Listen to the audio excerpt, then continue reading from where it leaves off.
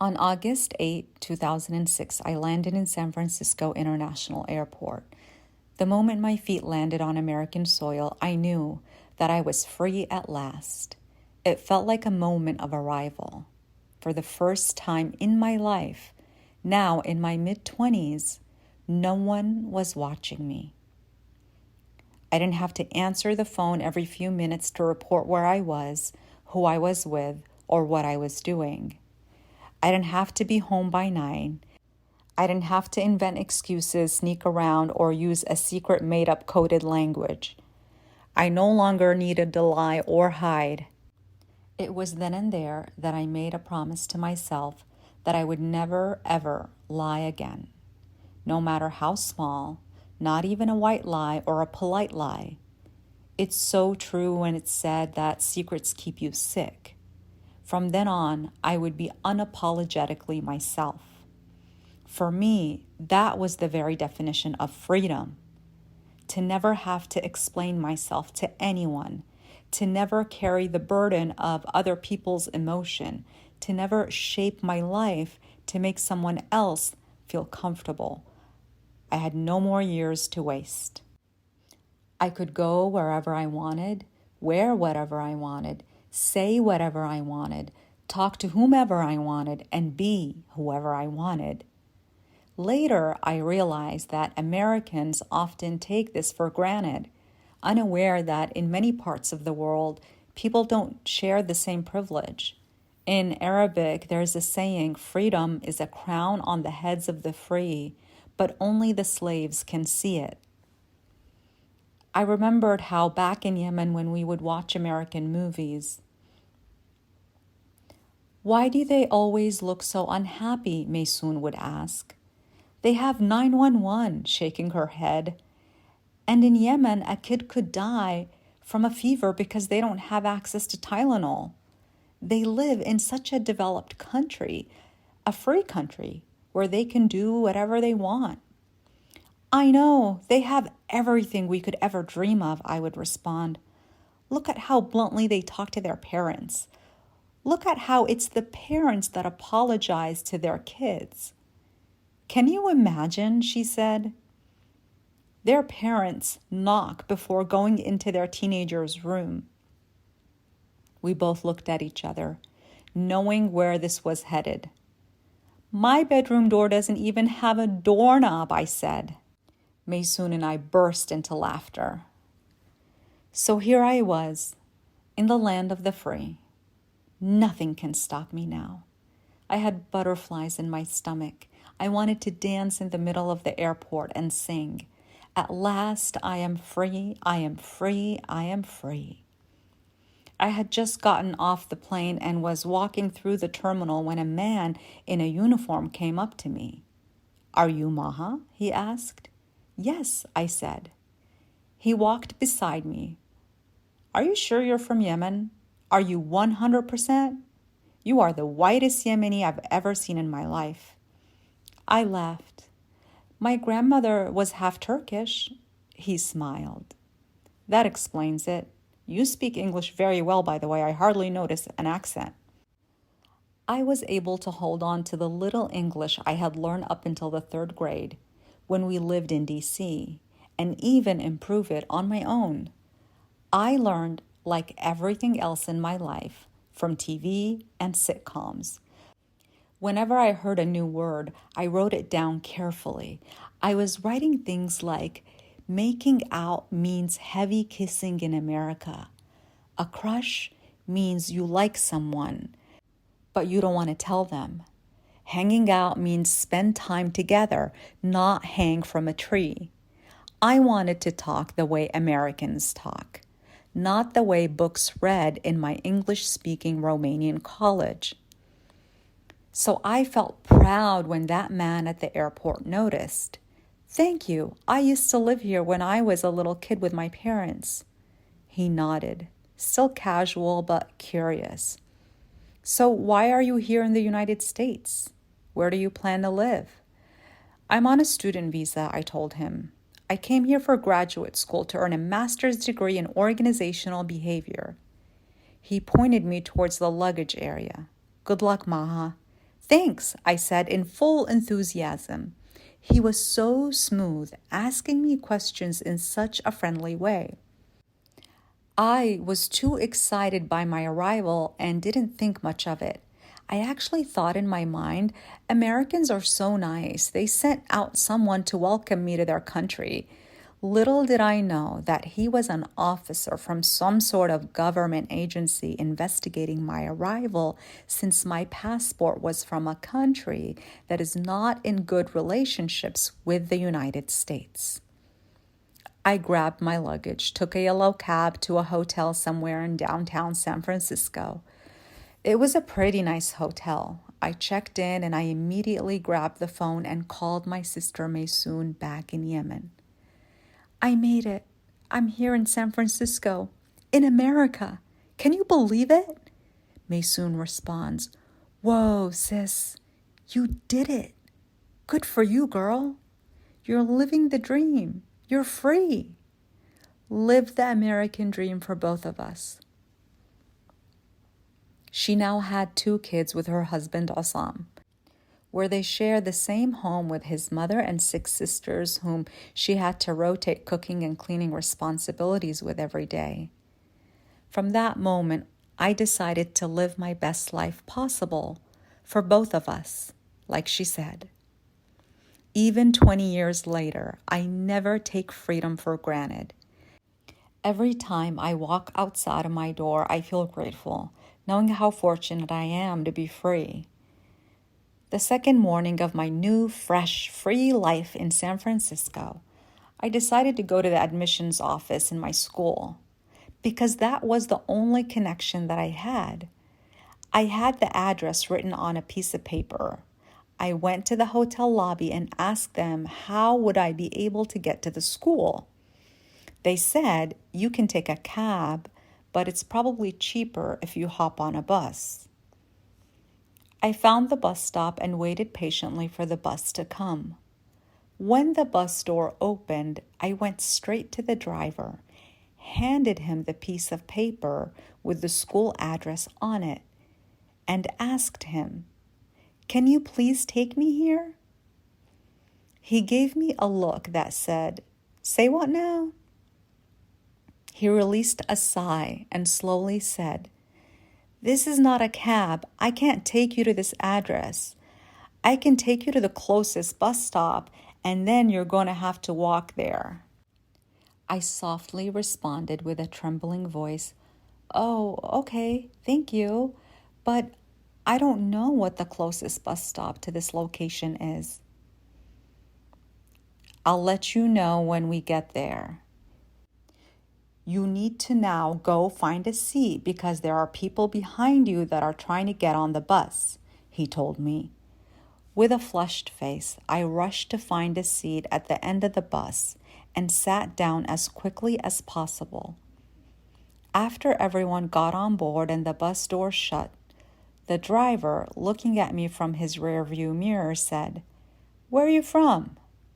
I answered, I just came from Romania yesterday.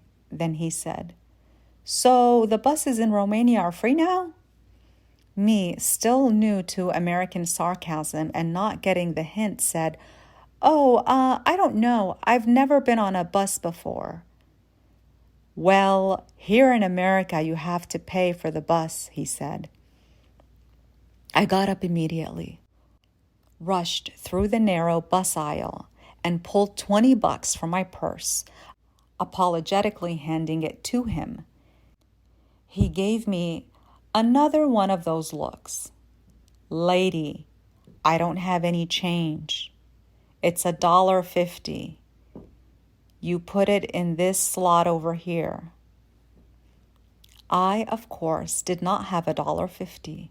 Feeling humiliated and just standing there gazing at the floor, waiting for him to stop the bus, open the door, and kick me out. He shook his head and continued to drive as he ignored me. I remained standing next to him for a few more moments. Then he sighed out, All right, just never mind, okay? I ran back to my seat, and after a few minutes, I heard him yelling from the front of the bus, "Where's that lady that has never been on a bus before? This is your stop. Good luck. And you watch out for yourself now, young lady." I walked into the admissions office at my new school, Alliant International University. The director's name was Jennifer Colbeck.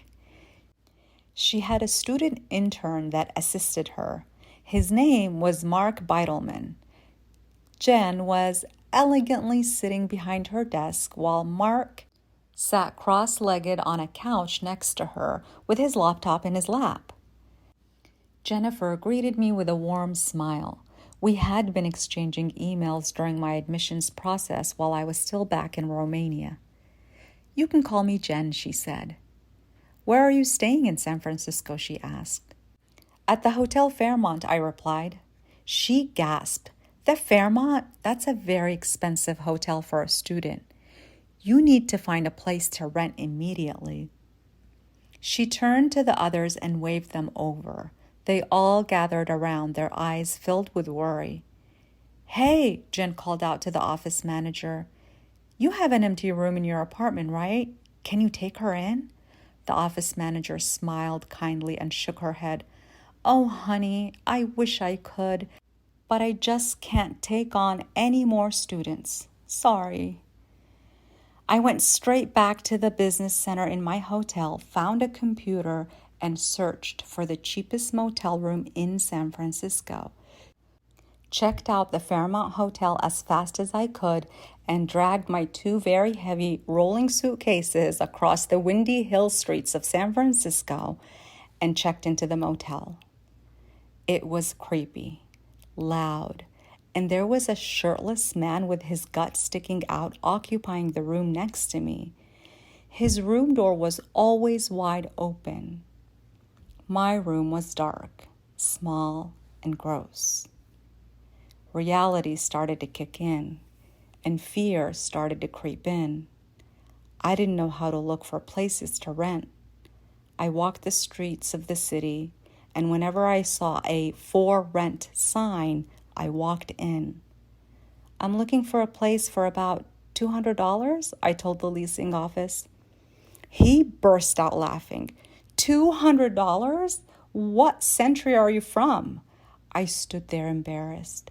"Is that too low?" He shook his head, still laughing. "The cheapest studio apartment in this area is at least $2,000. And of course, you'll need to pass a credit check." I blinked. "A credit check?" "Yes," he said. "We have to see your credit history." It was the first time I had ever heard of a credit history. I had no idea what he was talking about. After a long day of exhausting apartment hunting, I walked into a small Asian restaurant to grab a bite. While I was ordering, the words just spilled out. "I've been looking all day for a place to rent," I told the waitress. "Nothing works out. I feel completely lost." She nodded with understanding. "My daughter went through the same thing in college. Finding a place in San Francisco was a nightmare for her too. But she finally found a little spot with roommates, and now they're like a family to her." She placed green tea on my table, then looked at me kindly. In a warm, steady voice, she said, "Don't worry, you'll find your place. Everyone finds their home eventually." Her words stayed with me. I believe we hear things exactly when we need to, that the universe sends us messages through people or moments to guide us back to our path. At that time, I was stuck in catastrophic thinking, convinced that if I didn't find a place, I would have to return to Yemen and die. Her kindness gave me a small but powerful shift, a reminder that a way forward is possible. As Einstein said, we cannot solve our problems with the same thinking we used when we created them. I knew I had to change my thinking. Instead of fearing a return to Yemen, I had to look ahead to the new life I wanted in America. My thoughts were still old, stuck in survival. When I was now in the land of opportunity, I wasn't the only foreign student here, so there had to be a way. I let go of victim mentality and accepted that no one was in my way except me. In the back of my mind, I still heard my mother's voice saying, "She'll come back crawling." Not in a million years, I thought. Success would be my revenge. Challenge accepted. The next morning, I walked back to Jen's office. "Jen, do you think you could connect me with other graduate students looking for roommates?" I asked. She shook her head gently. "I'm sorry. Everyone's already settled in. San Francisco's an expensive city. You might want to consider transferring to our branch in Fresno. It's quieter and more affordable." From across the couch, Mark looked up from his laptop, his eyes wide. "You don't want to go to Fresno. Trust me." Jen laughed. "Now, Mark, everyone has different circumstances. For her, it might be a reasonable choice." "Does Fresno have a mall and a movie theater?" I asked. Jen burst out laughing. "Yes, of course." That was all I needed to hear. The next day, I booked a flight and moved to Fresno. Jen was right. Within 2 days, I found a townhouse through the Fresno School branch. One of the graduate students, Elizabeth, owned it and rented me a room with my own bathroom. I bought a car and started attending my graduate classes. It was an 18-month program, and I was on a mission to study hard, earn my degree, and get out of Fresno as fast as I could. The first item I ever purchased in Fresno, actually in America to be precise, was a mattress to sleep on. I walked into a store, picked one, and when it was time to pay, I had just opened my first bank account a few minutes earlier at the same strip mall and didn't have a debit card yet. All I had was a checkbook, and I had no idea how to use it. I handed it to the cashier and said, "I don't know how to write a check." He smiled and pushed it back towards me. "Okay, write the numbers here, write the name here, and sign here." I copied his step-by-step like a kid doing homework. When he handed me the receipt, I felt like I had passed a major test. Fresno was the right place for me, quiet, simple, and a good training ground for this new American Maha. One of my other lessons came at a gas station. I pulled up and just stared at the pump. A woman was filling her car next to me. "Excuse me," I said shyly, "can you please show me how to do this?" She smiled kindly and showed me each step. She didn't act like it was strange, but in my head I thought she must be wondering where this girl came from. Back home and in Romania, we always had gas station attendants. Pumping gas myself felt like learning rocket science. At home, most of my education came from my roommate, Elizabeth. She was patient, kind, and never judged me, even when I did the weirdest things. One afternoon, she walked in to find soap bubbles spilling out of the dishwasher and me stuffing about 6 different rags underneath the dishwasher, struggling to control the situation. "Maha, what did you put in there?" she asked, eyes wide. "Dish soap," I said. "What else would I use? It's a dishwasher." She laughed so hard she almost cried. "Not that. You need a specific dishwasher detergent, not dish soap." I looked at the foam all over the floor and sighed. Well, now I know. It only took me 19 floods to figure it out. Every time I turned on the dishwasher, I had the rags and mops ready. I thought it was a normal part of the process. Another time, she came running when I screamed. "What happened?" she asked. Sparks were shooting from inside of the microwave. I thought it was going to explode. Elizabeth shook her head, laughing. Maha, did you put foil in the microwave? Laundry was no easier. Elizabeth, this thing doesn't wash at all, I complained. She peeked inside and burst out laughing. Maha, that's the dryer. The washing machine is the one with the center agitator, the column that spins the clothes around. I huffed. So I've been drying dirty clothes this whole time? Elizabeth shook her head, smiling. Don't worry, you'll figure it out. I also learned the hard way not to put pizza in the oven while it was still in the box. After all that, I managed to get a social security number, driver's license, and even drive on the freeway. Fresno was where I built the basics of my new life, one funny mistake at a time. When the 18 months in Fresno were over, I had earned my master's degree in organizational behavior with a 3.9 GPA. I was now equipped with basic American life skills and felt confident and ready to move to a big city.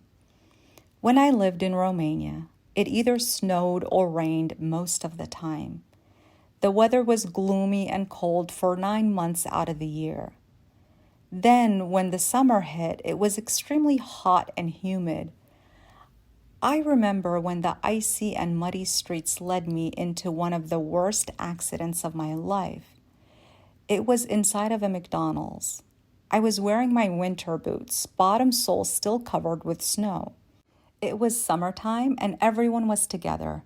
Maysoon was visiting with her daughter, Razan, and my mom was there too, and my other sisters were around. We were at McDonald's because Razan wanted a Happy Meal. As I walked towards the counter to order it for her, somehow I tripped on my own boots. I flew forward and smashed my face right into the McDonald's counter, shattering my nose into pieces. Blood was smeared all over the counter. People rushed to help, shoving napkins and ice at me. Razan, only 4 or 5 years old at the time, screamed the entire time, I want my Happy Meal, all the way to the ER. Looking back, I know it was fear from the bloody scene, but at that age, the only words she had were about her Happy Meal. Maysoon wasn't there at that exact moment. She was shopping with my mom somewhere else, and she got the call from my father to meet us at the ER because Maha smashed her nose. She later told me that she thought I had done it the way she always worried I would, squatting on top of public toilets. Public bathrooms in Romania never had seat covers and were gross. So I would balance in my heels and squat above the toilet seat so I wouldn't have to touch it. She figured that was how I broke my nose. But no, it was buying a Happy Meal for her daughter at McDonald's. At the ER, my nose was still bleeding. I asked the nurses for gauze or tissue or ice to stop it, but they said they didn't have any. Funny enough, McDonald's had already given me napkins and ice. In a way, I got better care at McDonald's than in the Romanian medical system. We had to wait for the doctor to come. They paged him.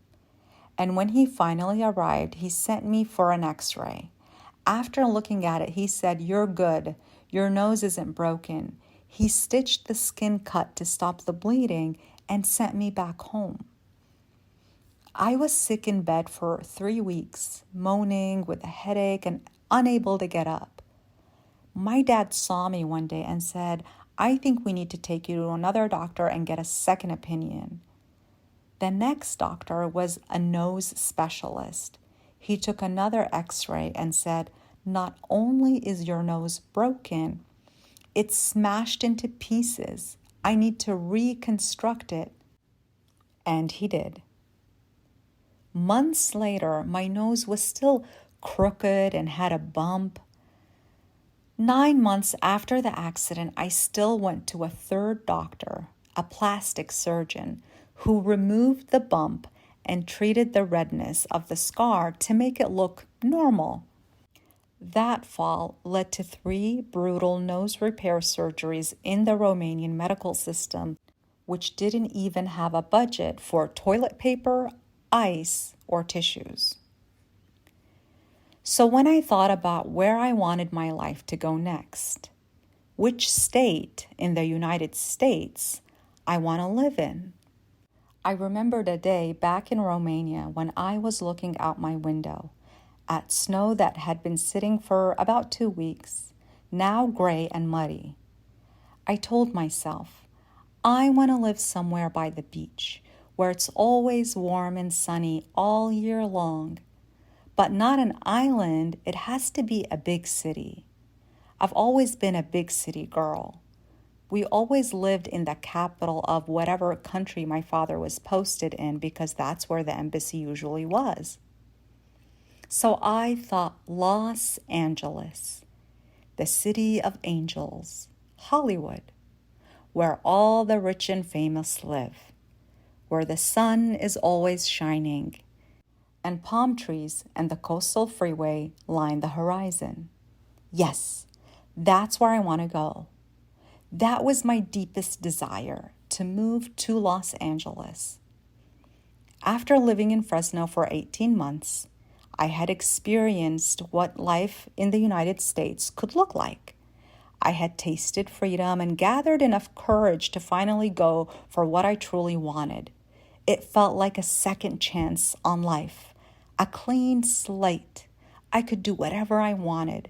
So I packed all my belongings in the truck of my tiny blue Toyota Yaris and hit the road. La La Land, here I come. This was an excerpt from my upcoming memoir. Stay tuned for more. P.S. My memoir is complete and has been sitting on my laptop for months now. So if you know a publisher or can slip it to Oprah or Reese, I'll owe you free yoga classes for life. Please subscribe for free to receive the next chapter.